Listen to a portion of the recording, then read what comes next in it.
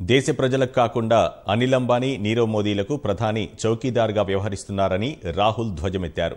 Parliament ఎన్నికల ప్రచారంలో భాగంగా జహీరాబాద్, వనపర్తి, హుజూర్నగర్ బహిరంగ సభలకు హాజరైన ఏఐసీసీ అధ్యక్షుడు రాహుల్ గాంధీ దేశంలోని నిరుపేదలకు న్యాయ్ పథకంతో అండగా నిలుస్తామని భరోసా ఇచ్చారు.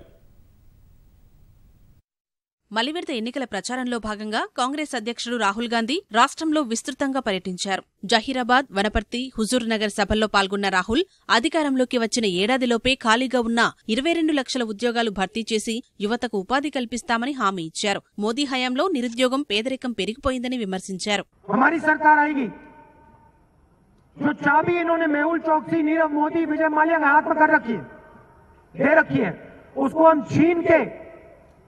देश के युवाओं के हाथ में डाल देंगे।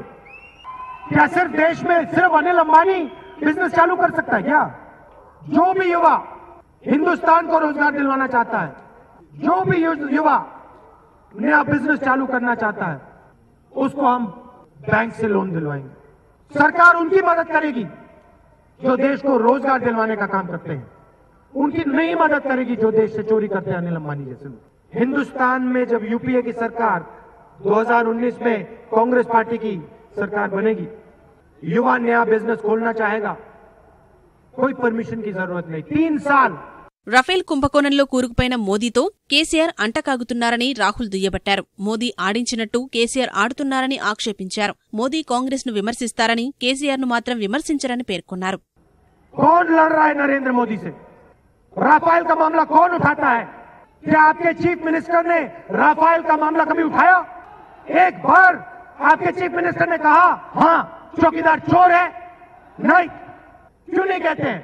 क्यों नहीं कहते हैं कि नरेंद्र मोदी जी ने राफेल में चोरी की? पार्टनरशिप है भाइयों और बहनों, पूरी की पूरी मदद टीआरएस पार्टी नरेंद्र मोदी जी की करती है। इनके एमपीज नरेंद्र मोदी जी की सरकार की मदद करते हैं। रिमोट कंट्रोल नरेंद्र मोदी जी के हाथ में है और ये लड़ाई सिर्फ कांग्रेस पार्टी लड़ रही है, टीआरएस नहीं लड़ रही।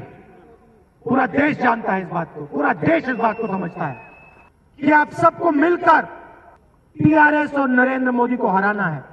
కాంగ్రెస్ అధికారంలోకి వస్తే నిరుపేదల బ్యాంక్ ఖాతాలో నెలకు 6,000 చొప్పున ఏడాదికి 72,000 రూపాయలు వేస్తామని హామీ ఇచ్చారు. పేదలు, రైతులు, యువత, మహిళలు ఇలా అన్ని వర్గాలకు న్యాయం చేసేది కాంగ్రెస్ పార్టీ ఒక్కటేనని రాహుల్ స్పష్టం చేశారు. किसानों के जेब में पैसा आएगा, छोटे दुकानदारों के जेब में पैसा आएगा, युवाओं के जेब में पैसा आएगा, माताओं बहनों के जेब में पैसा आएगा। और जब इन लोगों के जेब में पैसा आएगा, ये चीजें खरीदेंगे, शर्ट खरीदेंगे, जूते खरीदेंगे, साबुन, टूथपेस्ट खरीदेंगे।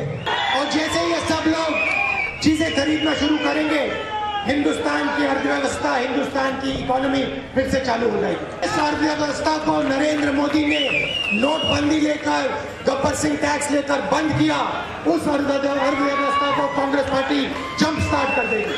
प्रोजेक्ट को रीडिजाइन करते हैं और आपका पैसा छीन कर ले जाते हैं। मेरा का पूरा पैसा एक परिवार की जेब में। जो सब भ्रष्टाचार हो रहा है, न्याय योजना इन चोरों से पैसे लेकर आपके बैंक अकाउंट में डालेगी।